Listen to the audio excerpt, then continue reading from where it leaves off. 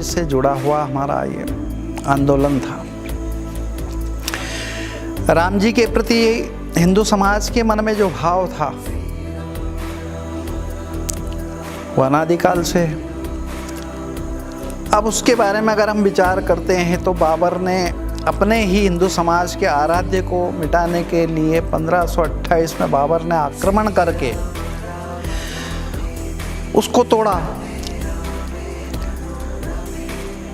अब अयोध्या आंदोलन आज अपन कहता है कि अब जोर पकड़ रहा है 1986 के बाद, लेकिन ऐसा नहीं है।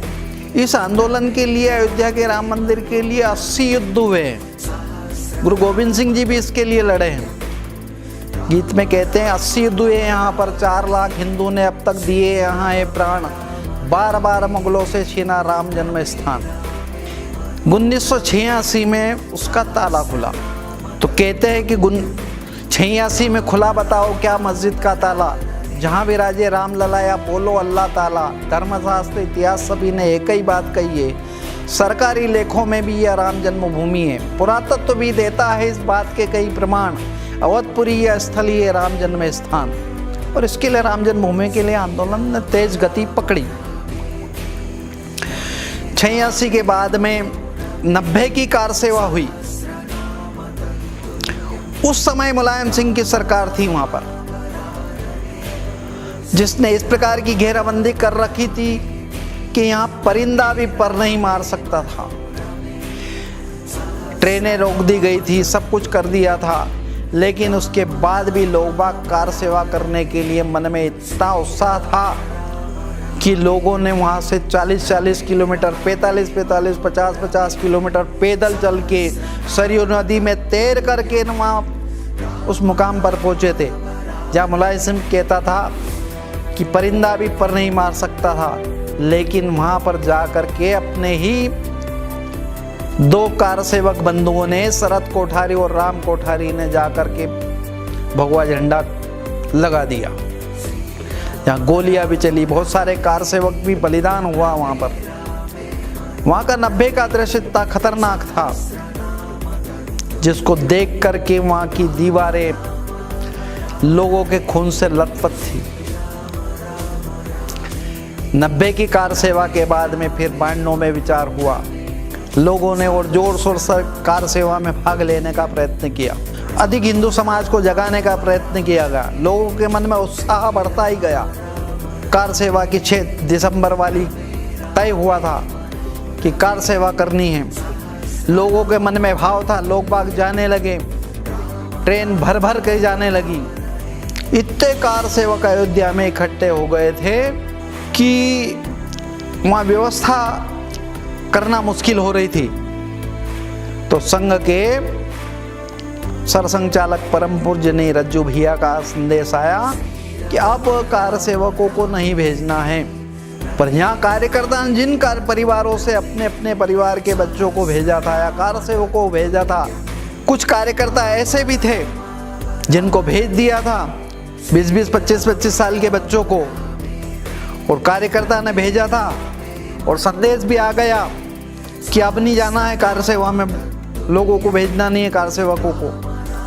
पर जिनने भेजा था उनके मन में ये भाव था कि जो सेना वही विजय होती है जिसका सेनापति आगे चलता है। तो कार्यकर्ता के मन में वो भाव था कि इनके बच्चों को भेज दिया है तो हम अगर नहीं जाएंगे। तो कार्यकर्ता भी आखिरी में सब 4 तारीख के दिन निकल गए। मना करने के बाद भी 5 तारीख के दिन शाम को सब कार्यकर्ता वहाँ पर कार सेवक पहुँच गए। पंडालों में सबका अलग अलग क्षेत्र के जो देश भर के लोग बाग आए हुए थे, उनमें सबको अलग अलग जगह पंडाल में रुकवाया गया था। बिस्तर तो कुछ थे नहीं, प्याल जिसको बोलते साल का धान का प्याल रहता जिसको बोलते, वो बिछा हुआ ज़मीन पर था। वहाँ सब ने अपने सामान रख करके वहाँ सोने का काम किया। 5 तारीख के दिन सुबह 6 तारीख के दिन सबको जल्दी उठा करके सरयू स्नान के लिए गए। उनका प्रतीकात्मक कार सेवा होने वाली है आज, और उसके लिए अपने को सरयू नदी का जल मतलब रेत लेकर के आना है। सब कार सेवक गए। अयोध्या की माटी जिसको कहते हैं जिस पे कदम रखते उबाने पैर भी अगर आदमी चलता है तो उसको मुलायम जैसी लगती है, ऐसी माटी है अयोध्या की माटी। सरयू में स्नान करने के बाद में प्लास्टिक की थैली में मुट्ठी मुट्ठी बालू रेत ला करके प्रतीकात्मक रूप में कार सेवा का संदेश दिया गया था। सब लेकर के आए, दर्शन करना था, दर्शन किए सभी कार सेवकों ने। उसके बाद में कार सेवा का समय था 12:15 पर। 10 बजे से सब पांडाल छोड़ करके ना कार सेवा के लिए जाने के लिए तैयारी थी। पर एक साथ इतने लोग बाग, 7-8 लाख लोग बाग थे, कार सेवक थे, उनको एक साथ अगर वहाँ पहुँचना मुश्किल था तो लोगों को रोक करके बिठाया गया था। मैदान बड़ा भूमि मैदान थी, वहाँ सबको रोक करके बिठाया गया। लेकिन 12:15 बजे का मुहूर्त था और 11:30 बजे भी से ही उस ढांचे को तोड़ने का काम शुरू हो गया। 1-1, 2-2 किलोमीटर दूर खड़े थे हम सब रोक करके। पर उधर से जब कार सेवकों को किसी को लग गई है तो उठा करके ले आ रहे कि वो ढांचा टूटना चालू हो गया ना, कार सेवा चालू हो गई। वहाँ की जगह तो प्रतीकात्मक कार सेवा क्या है, वहाँ तो ढांचा टूटना शुरू हो गया है। लोगों को रोक करके बिठाना था कि अचानक सारे लोग भाग नहीं चले जाएं, नहीं तो वहाँ कहीं बड़ा हादसा हो सकता था, अधिक कार सेवक का बलिदान हो सकता था जन्मभूमि के लिए। लेकिन कार सेवकों को रोकते रहे। लेकिन कार सेवकों के मन में जो उत्साह था, कार्यकर्ता रोक करके बिठा रहे थे, लेकिन 1-1, 2-2 करके कोई इधर से भागना चाहता था, कोई उधर से भागना चाहता, कोई बागुर दीवार बनी हुई जैसी थी उसको कूद करके जा रहा था। उधर से 4-4 कार सेवकों किसी को कंधे पे उठा करके ला रहे थे, अस्पताल ले जा रहे थे। ये दृश्य सामने आ रहा था। उधर ऋतुम्बरा जी, अडवाणी जी, अशोक जी सिंघल जी का भाषण चल रहा था और 12:15 बजे पहले ही कार सेवा चालू हो गई थी। इतना मजबूत ढांचा था वो गुम्मज जो थी, उसको तोड़ने में ज़्यादा समय कार सेवकों को नहीं लगा। 5 बजे के समय तक सारा नेस्त नाबूद कर दिया गया, मलबा सारी गुम्मज तोड़ दी गई। 5 बजे के बाद में लोगों के मन में जो उत्साह था वो देखने को नहीं बनता था। इसलिए आज दिवाली मनना चाहिए। तो लोगों ने अपने घरों में दीपक लगाना चालू कर दिया। यानी पूरी अयोध्या नगरी उस समय 6 दिसंबर के दिन पूरी अयोध्या नगरी दीपक से सज गई थी। लोगों के मन में भाव भी थी इस प्रकार का था, बोलो जय जय श्री राम, बोलो जय जय श्री राम के नारों से गूंज रहा था। कार सेवकों को मन में बहुत उत्साह था। मंदिर मस्जिद प्रश्न नहीं, यह भारत का है भाई, अपमानों के इतिहासों की कब तक करे ढुलाई। बाबर ने मंदिर गिरवा कर खड़ा किया था ढांचा, उसे ढहाया भक्तों ने, ये न्याय है सीधा साचा। सफल हुआ श्री राम के भक्तों का पावन बलिदान, सांस्कृतिक आजादी पाकर खुश है हिंदुस्तान। इस प्रकार का भाव जब हिंदू समाज में वहाँ गीतों के माध्यम से चलने लगा तो लोगों में उत्साह, भरपूर उत्साह। अयोध्या वासी सब दीपावली मना रहे थे, पर दृश्य था कि पूरा मलबा नीचे फेंकना है। मुझे भी मौका मिला था, मैं रक्षा विभाग में था, 3 कार्यकर्ता और भी थे साथ में। उन्होंने कहा 12 बजे तक आपको 9 से 12 बजे तक आपको रहना है रक्षा विभाग में। बैठे रहे। 12 बजे उनके पास गए कि कोई चेंज होगा क्या रक्षा विभाग में। तो अनिल जी योग थे, उन्होंने कहा आप तो वहीं लगे रहे अपने पॉइंट पर। लेकिन 4 बजे एकदम अनाउंस हुआ कि अपने पंडाल में कोई भी नहीं रहेगा, सुबह मिलिट्री आने वाले भी है, सेना आ जाएगी और इसके पहले सारा मलबा यहाँ से हटना चाहिए।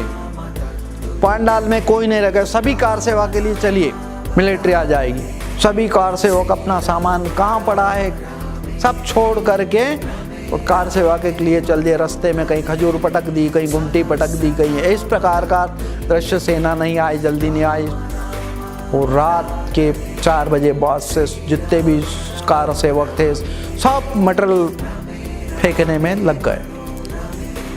तो ऊपर का गुम्बज का गोल ढांचा जो था वो बड़े बड़े घन से मार रहे थे, लेकिन वो टूट नहीं रहा था। उसको कैसे फेंका जाए, कैसे निकाला जाए। सब कार्यकर्ताओं ने बड़ी बरत रस्सी जिसको कहते हैं उसको ला करके और उसको बांधा, और नीचे कम से कम 100-200 फीट नीचे खाई थी, उसमें खींच करके उस ऊपर के गुम्बज का गोल ढांचा था उसको नीचे धराशायी कर दिया। गुम्बज के नीचे जो मटेरियल की जो खुदाई हुई थी 8-9 फीट के बाद ऊपर वो गुम्बज बनी थी, उसके नीचे का जो मलबा निकाला गया था 9 फीट करीब, उसके नीचे जमीन से सीमेंट का पलस्तर करा हुआ ऐसी जगह निकली हुई थी। 9 मटेरियल भराव, मिट्टी का भराव करा हुआ था। 4 बजे रात से लगे हुए कार सेवक, दिन में बहुत सारे कार सेवक, जब उजाला हो गया विचार हुआ कि भगवान राम जी का जो चबूतरा बनाया जाए, चबूतरे में जुड़ाई करना चबूतरा बनाया चालू हुआ। एक कार सेवक ने मेरे को बोला, अरे यार ये ऐसी ईंट कैसे रख रहे हो यार, ऐसे होता है। अरे मैंने बोला कि भैया मैं भी मिस्त्री हूँ, ईंट रखना है तो मैं सब रख दूंगा। मैं और हमारा टोक खुर्द का भानेज नरेंद्र, हम वो ईंट जोड़ने में लगे, और जो आज चबूतरा जहाँ पंडाल बना हुआ था, पूरी चौखंडी बनी थी, उस चौखंडी को बनाते बनाते हमको शाम को 6 बजने का समय करीब आ चुका था। 6 बजे के समय जब वो पंडाल बन गया, वो उटला बन गया पूरा, तो भगवान राम जी की मूर्ति ला करके वहाँ स्थापित की और आरती हुई। आरती होने के बाद में लोगों के मन का जो भाव था वहाँ कि ये काम तो पूरा हो गया।